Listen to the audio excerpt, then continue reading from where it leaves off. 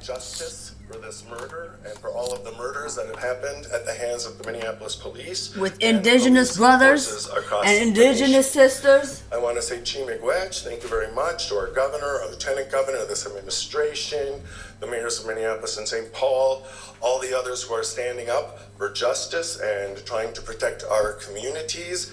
I want to thank our brothers and sisters represented here, all of the communities across Minneapolis, and a special shout out to my South Minneapolis peeps and the people who have come to support the Native community there. It's been incredible as we try to keep our relatives safe, our neighbors safe, our assets safe, and we need to keep doing that. And so I am asking everyone tonight, keep fighting for justice, keep raising your voices, and tonight at 8 o'clock, get out of those demonstrations, take your friends, take your relatives, and get out. We need to be able to allow the authorities to tell who's really there for justice and who's there for other reasons. So you need to get out and stay safe, because there will be a tomorrow and there'll be a day after tomorrow. We can work with this administration, all these good people represented here, all the good people, to build a better Minnesota. We can no longer ignore the deeply rooted racism in our culture and institutions here. It is laid bare for the whole world to see now. We have to do something, and we need you to be around tomorrow and the day after tomorrow to help us do that. And I'll remind us all that we are here today, my Native relatives, against all odds. And we are here as the answer to our ancestors' prayers.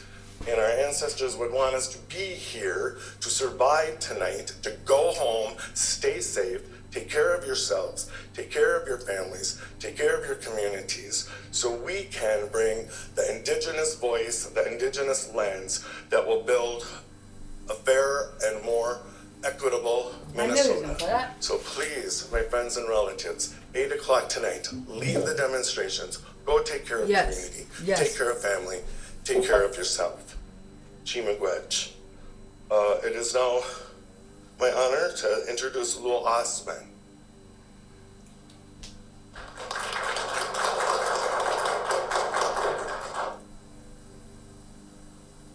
Assalamu alaikum.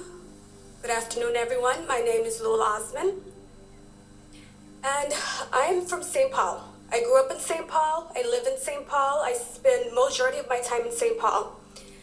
I also work out of St. Paul. I have a nonprofit organization by the name Brave Foundation. I'm a state employee.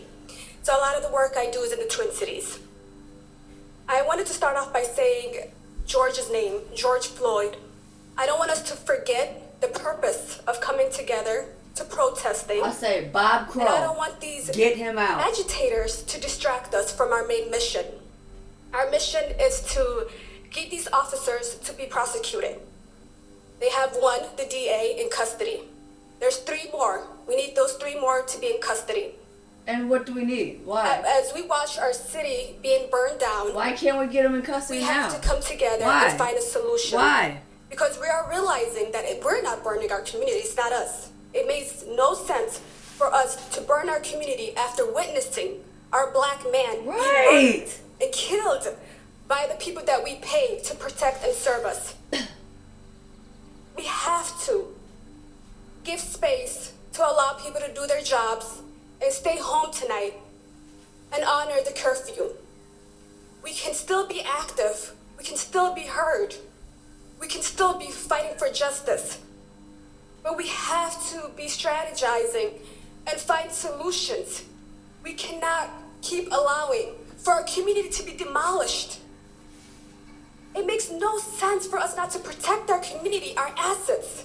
We grew up here. Our childhood memories are here. We foresee our children building their memories here. We have to protect our communities. We're already losing our man. We cannot lose our communities as well. I'm urging everyone to stay home today and please honor the 8 p.m. curfew. We will remain being active. We will remain protesting peacefully. Wow, he's just got a little bit of yard. He can't even fucking cut it. Agitators that's off like the streets a quarter for of demolishing an our acre. community. They're using us. And they're hiding behind us as they're burning down our we businesses. have 4 acres. We have to take a stand And we have to strategize and we have to say, okay, enough is enough. Today we're going to stay home. We're going to let them do their job. We're going to allow them to get these agitators and get them off the street. To our youth, we love you. We honor you. We respect you. We want you guys to be protected.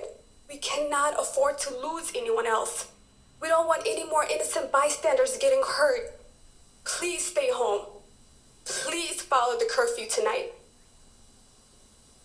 The only good thing that I see coming out of this, and I'm going to say it out loud, is that I am witnessing my African American community, my brothers and sisters, and my Somali community finally becoming allies. That is the beauty. Now let's become allies and strategize smart and stay home and get these people who are destroying our communities that are coming from different states, different cities, destroying where we grew up, where we call our home.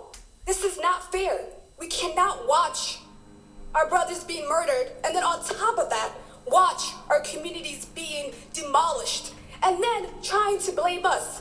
But I'm so grateful that we have the leaders that we do, that can stand up and say that it's not within our community. I will leave with this. Please, Guriga Joga, Hafata Joga, Minikin Joga. I don't need any more dialogues. Those are the dialogues I know. Please stay home. I am honored to call on to our next representative, Clarence. Thank you.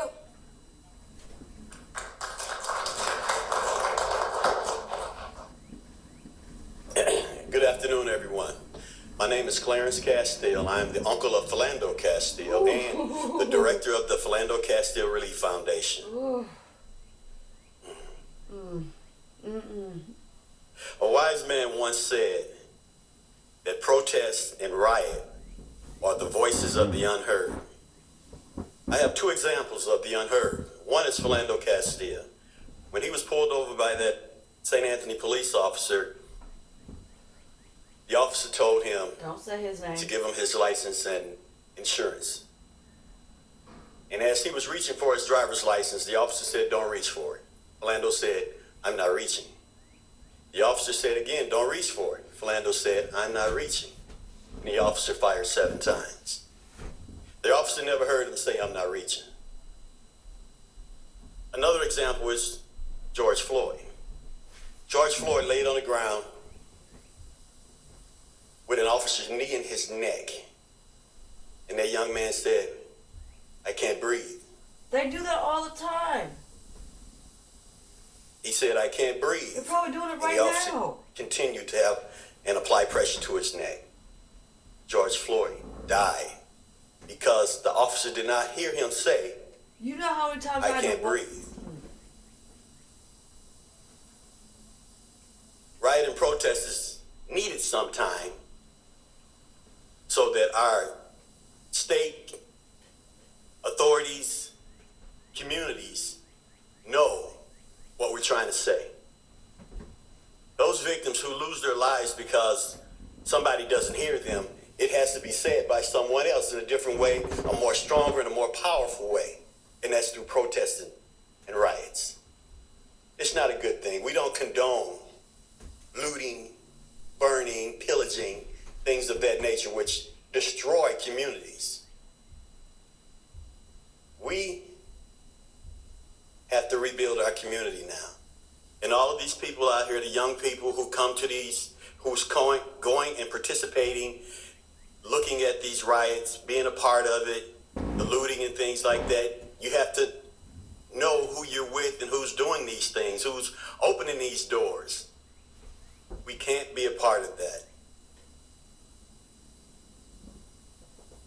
It's a horrible thing to lose family members, people that we know and love, through this type of violence. But we want to respond, and we need the help of our authorities, our legislators, our DAs to hold people accountable for the things that they do. And when we don't get answers right away, we tend to respond in more negative ways. We think it's the right thing to do, but sometimes we have bad responses. So today I'm here to say and remind everyone that the governor has invoked a curfew from 8 p.m. to 6 a.m. And we should follow that curfew. On my way into work yesterday, I mean, it was very devastating. I was driving in from Minneapolis, and as I came down 280, overlooking Minneapolis again, I saw a plume of black smoke, and it just scared me. It did something to me because I had never seen anything so devastating to see so much smoke billowing from a building in South Minneapolis. And that was part of the riot. I believe it was the Target burning over on Lake Street. And that was something that I never seen and something that I do not want to see again. Last night, I got several phone calls from a company called Securitas, who does alarm monitoring for the city of Minneapolis. I bet they were busy. And I got a call from about a property at 30 West Lake Street, which is right around the corner from 31st and Nicollet, Blaisdell, and First Avenue, where all of the excitement was at last night. So I went down there this morning, and to see the aftermath of that, and it wasn't a good look. I mean, smoke everywhere and rubble, buildings being torn down. But the beauty of the thing was that I saw was all the people that came out with brooms and shovels and things that clean up the neighborhood, all up and down Lake Street, probably from Hennepin all the way down to where Lake Street turns into Marshall. They were cleaning the neighborhood back up during the day, and then at nighttime the rioters and looters come back out again, and the way it's going to be, or the way it sounds, is that's not going to happen. It's not going to be as lackadaisical as it was last night, whereas they didn't enforce the curfew until late. But from what I'm understanding, that's going to happen right away. So please, young people, please stay at home tonight. Go out and protest before 8, but by 8 o'clock p.m. tonight, please go home, because it may not be a good thing. It's bad enough to have the National Guard called in, but there are some words that somebody may call in the Federal Army or something to that effect, which could make things a little bit worse. Please adhere to the curfew.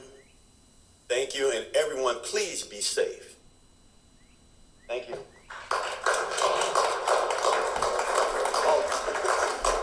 My next person up is Imam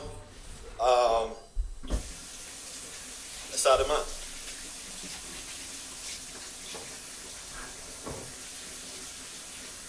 My fellow Minnesotans, Assalamu alaikum. I begin with the greetings of peace.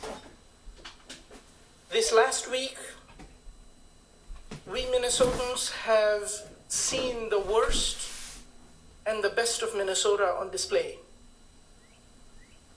We have seen our brother George brutally murdered by officers who acted on our authority and snuffed his life out.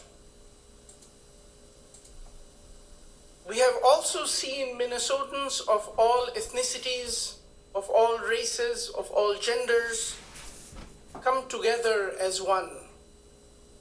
It warmed my heart to see Muslim and Somali business owners with their religious leaders clean the streets during the day and guard their neighbors during the night. Those are some of the good things of Minnesota that have been on display this week. Also on display is one other very horrible reality. The legitimate protests of our community is in the process of being hijacked by evildoers, by far-right extremists, by supremacists, and by people who are anti-statists. They do not believe in leaving any institution of collective benefit.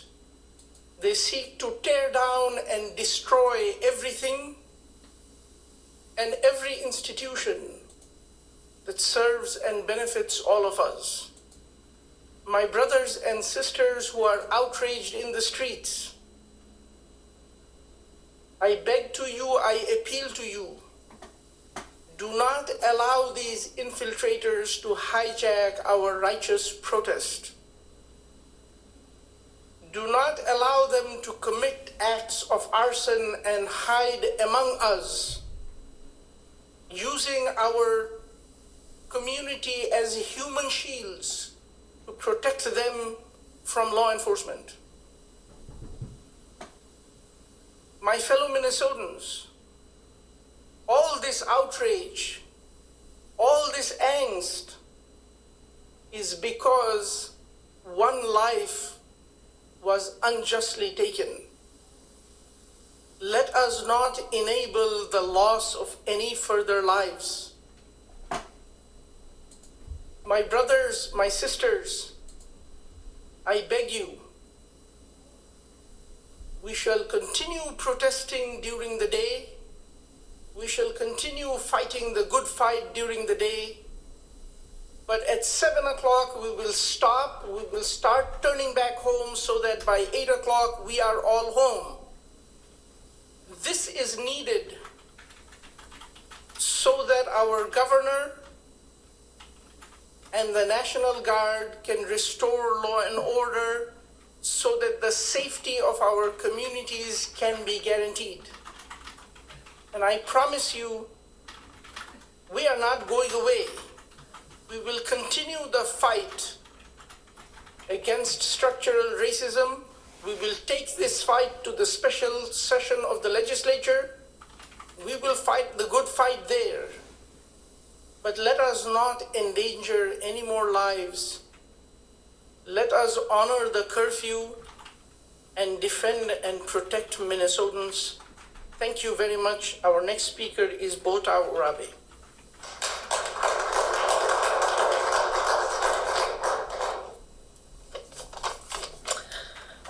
Good afternoon. My name is Bota Urabe with the Coalition of Asian American Leaders. Earlier this week, we were all devastated by the killing of George Floyd.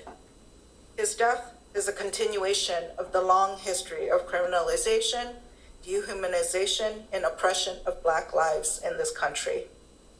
As immigrants and refugees to the U.S., our families may not have understood this history, but we inherited its legacy. Our Asian American communities have benefited from Black freedom struggles that have paved the way for us to fight for our own freedom and equal treatment in this country. So in this moment, it matters that we commit to raising our voices to say that Black lives matter.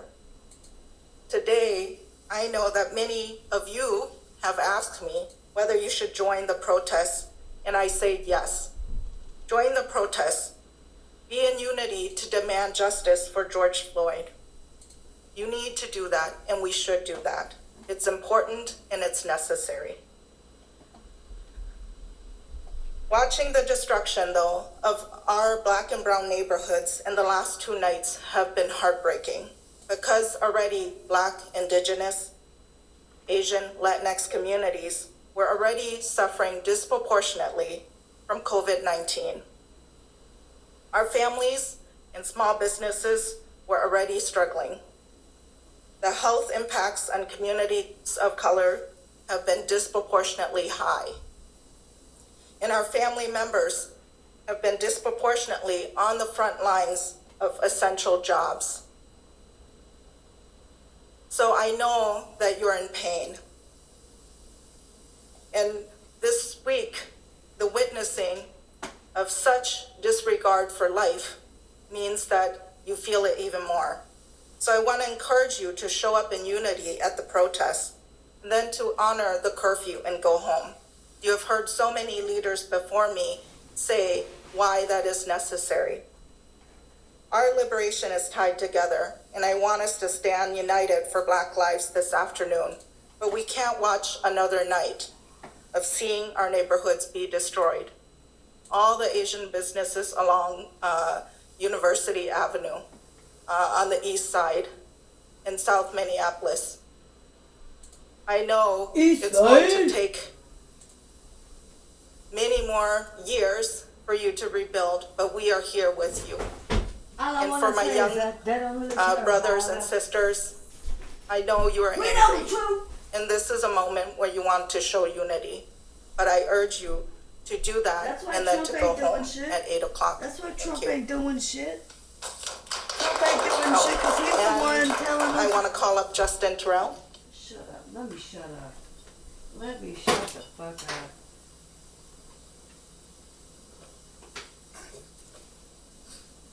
Hello everyone, my name is Justin Terrell. I'm the Executive Director of the Council for Minnesotans of African Heritage. First, an analysis. What happened to George Floyd is an understatement to say it wasn't his fault. What's happening to black people and what's been happening to black people in the state of Minnesota since the beginning is also not our fault. 100 years ago, lynching in Duluth, not our fault. Mankato? Racial disparities in education, Little not Crow? our fault. Little Crow? But let me tell you this. Malcolm X said systems are designed to do what they do. So it's not an accident that we're standing here today. And unfortunately, members of our community could have predicted this very moment. And it's time to call the question is, what is this state going to do about the problems that are facing our community? Because they are not our fault. White people in powerful places, white paper with powerful words on them, have created the circumstances that are destroying our community today. And now,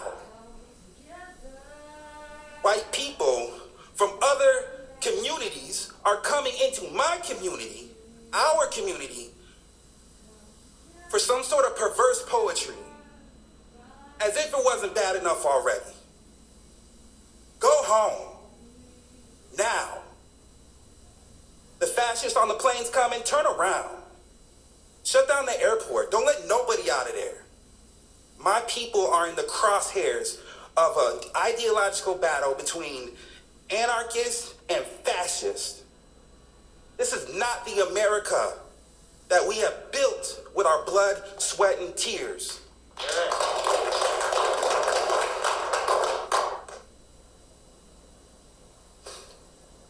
I haven't slept in a couple of days like most of us. I took a nap at 3:30 this morning, falling asleep to the wise words of Killer Mike. Today is a day to prepare and to plan. Black people, the folks burning our community are not operating in your interest. Black people, stay home. Protect your home. Protect your loved ones. Protect your neighbors. If you haven't checked in with your neighbors to see how they check in with your sons, bro. Do that now. We've had enough protests, and believe me, I've done my fair share of marching. Our people are good at marching. Nellie Stone Johnson taught us how to organize in this state. Dr. Josie Johnson taught us how to organize in this state. We know what we're doing. Look out there. That's not how we get down. The community members holding down 38th Street, that's how we get down. The community members holding down Solo, that's how we get down. The community members checking on each other, feeding each other, making sure people can get out of the city to find a loaf of bread, because where are you supposed to find a loaf of bread today? That's how we get down. And I'm asking you, take the day, check on your people. Prepare, plan, pack a bag, protect your home. Do not end up in the crosshairs between an ideological battle that ain't got nothing to do with us. It never has. We are not your pawns.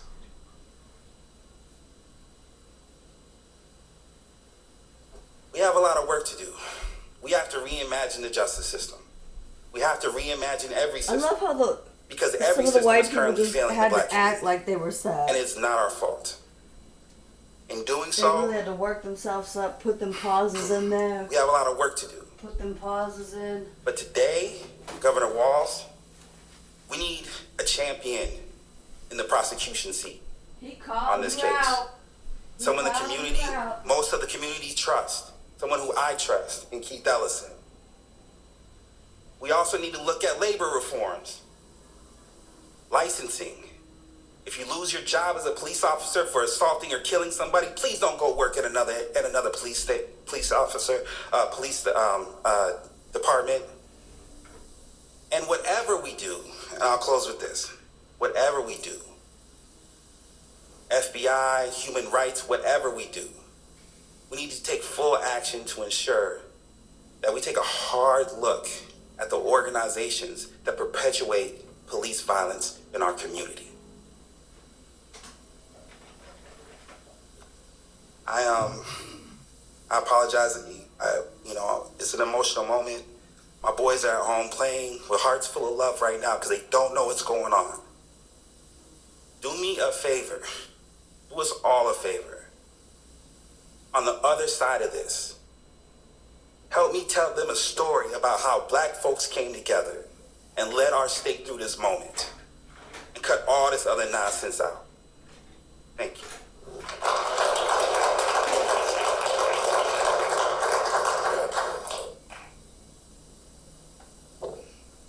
To those watching, this is our Minnesota. This is who we are. This is the decency. This is the compassion, and this is the community of who we are. You hear the passion. No one up here is going to leave justice unserved. No one else is going to see this moment as just simply another moment.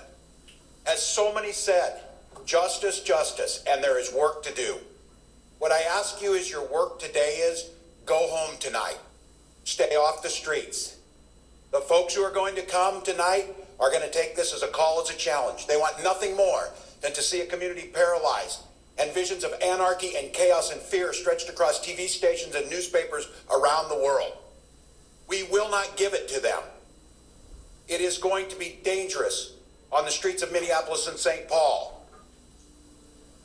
Our law enforcement, our firefighters, our citizen soldiers who will be on the streets will be in harm's way.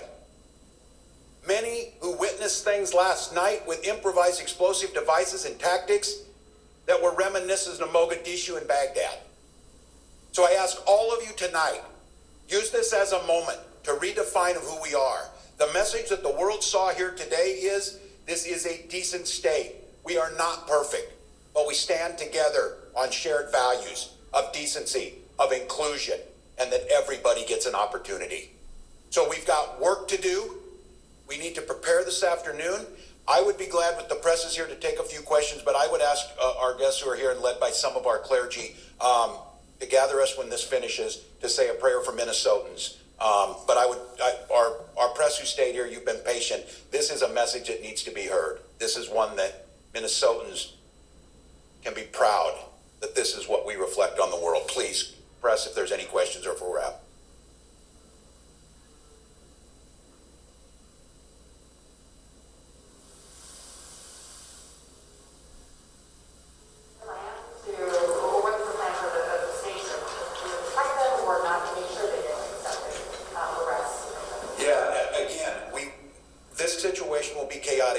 Understand what I'm telling, what you're saying is, I am bringing out everyone whose voice in community is so much stronger than mine.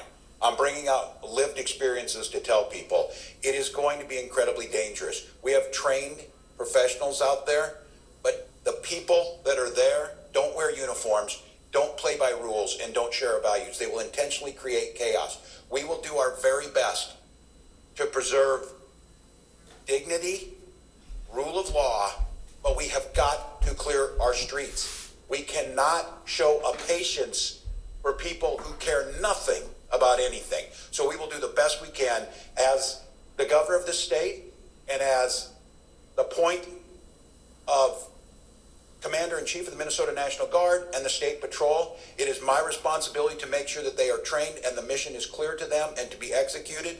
But in this chaotic environment, all you can do, Minnesota, is help us by staying off the streets tonight.